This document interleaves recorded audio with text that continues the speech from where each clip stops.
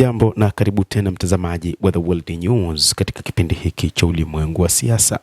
Jina langu ni Adam Hussein. Dili la Wasaudia kupata nyuklia kutoka Marekani limeingia doa na bado ni gumu. Chini ya saa 24, Rais wa Marekani Donald Trump, baada ya makubaliano kadhaa juu ya mpango huo, unaonekana sasa upo katika hali mbaya.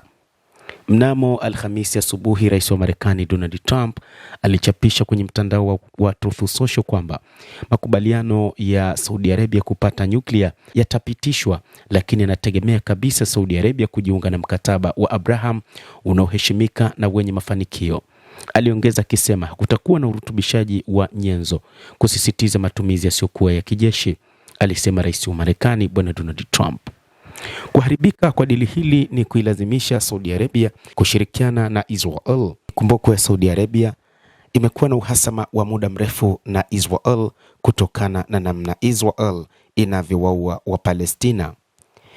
Nchi ya Saudia imekuwa na ushirikiano wa siku nyingi na Palestina, nchi ya Kiarabu ambayo imeshambuliwa kwa siku nyingi na taifa hilo Kiyahudi. Hata hivyo, mwanamfalme Mohammed bin Salman bado hajatoa kauli ya mwisho kuhusu ni nini ambacho kitaweza kutokea, hasa katika suala la kulazimishwa kushirikiana na Israel. Mkataba wa Abraham unazitaka nchi za Kiarabu kushirikiana na Israel katika masuala ya kidiplomasia pamoja na kiuchumi, lakini kuna baadhi ya mambo ambayo Saudi Arabia na Israel hawawezi kuelewana. Kwanza ni katika namna ambavyo Saudi Arabia inaitaka Israel wakubali kulitambua taifa la Palestina, lakini pia wayachie maeneo walioyateka na kuondolewa kwa walowezi waliopo katika maeneo ya Wapalestina, jambo ambalo wa Israel hawakubaliani nalo. Israel imeanzisha ujenzi mpya katika maeneo mengi ya taifa la Kipalestina, hasa maeneo ya ukingo wa Magharibi, lakini pia hata huko katika ukanda wa Gaza kuna maeneo mengi ambayo yametekwa. Maafisa wa ikulu ya White House walisema Rais Trump hakupewa taarifa kamili na hakuwa ameidhinisha utangulizi wa kusainiwa kwa mkataba huo katika mifumo iliyotangazwa. Siku ya Jumatano, idara ya nishati ya Marekani ilitangaza kusainiwa kwa makubaliano ya ushirikiano wa nyuklia wa kiraia unaojulikana kama mkataba wa 123 na Saudi Arabia. Waziri wa nishati Chris Wright alitia saini mkataba huo pamoja na makubaliano ya ulinzi na mwenzake wa Saudia Mwanamfalme Abdulaziz bin Salman, ambaye alijiunga kupitia kiunga cha video kutoka Riyadh. Mkataba huo ambao umedumu kwa muda mrefu na majadiliano yalianzia karibu miongo miwili, unalenga kuweka msingi wa ushirikiano wa mabilioni ya dola kwenye nishati ya amani ya nyuklia. Inayapa kipaumbele makampuni ya Marekani na inajumuisha masharti ya kuchunguza urutubishaji wa urani chini ya udhibiti mkali, huku ikipungukiwa na ulinzi kamili wa itifaki ya ziada na wakala wa kimataifa wa nishati atomiki ambayo baadhi ya wataalamu wa kutoeneza silaha wanapendelea.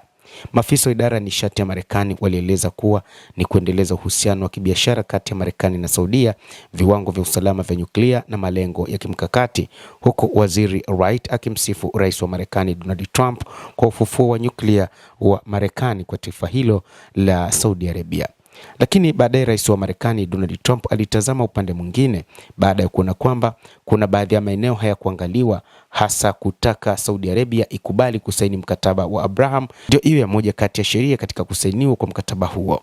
Vyanzo viliambia CNN kwamba rais alikasirishwa kwamba wizara yake ya nishati iliendelea kutia saini na kufichua hadharani bila kusainiwa kwake moja kwa moja, hasa baada ya kukosolewa na vyombo vya habari vya kihafidhina na wataalamu.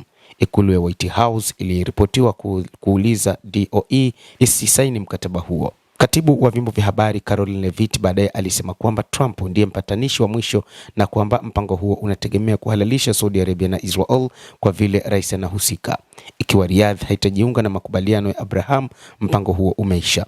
Ikulu ya White House iliweka sharti hilo jipya kuwa linaendana na malengo ya muda mrefu ya utawala wa Trump na Marekani kwa ujumla. Alisema timu ya nishati imeunganishwa kikamilifu na kwamba mpango huo umekuwa ukitegemea Saudi Arabia kujiunga na mkataba wa Abraham. Mkataba wa Abraham ulizinuliwa wakati wa muhula wa kwanza wa Donald Trump. Ulitaka kuboreshwa kwa uhusiano kati ya Israel na mataifa kadhaa ya Kiarabu, ikiwa ni pamoja na Umoja wa Falme za Kiarabu, Bahrain, Morocco, Sudan ndizo nchi ambazo zinadaiwa kusaini mkataba huo. Saudia kwa muda mrefu imekuwa nchi yenye uwezo wa kuongezwa, lakini mwanamfalme Mohammed bin Salman ameweka masharti ya kuhalalisha kikamilifu maendeleo kuelekea taifa la Palestina, msimamo ambao haujabadilika baada ya milipuko ya Oktoba 7, 2023 na vita vilivyofuata dhidi ya ukanda wa Gaza. Uhusiano kati ya Saudi Arabia na Israel umekuwa ni mbaya kwa muda mrefu kwa sababu za kutaka kutambuliwa kwa taifa hilo la Palestina, moja kati ya mataifa ya Kiarabu yanayofuata madhehebu ya Kisuni kama ilivyo Saudi Arabia. Endelea kutufuatilia, lakini usisahau kulike, kucomment, kadhalika kusubscribe channel yetu hii ili upate habari hizi kwa mapana kupitia The World News.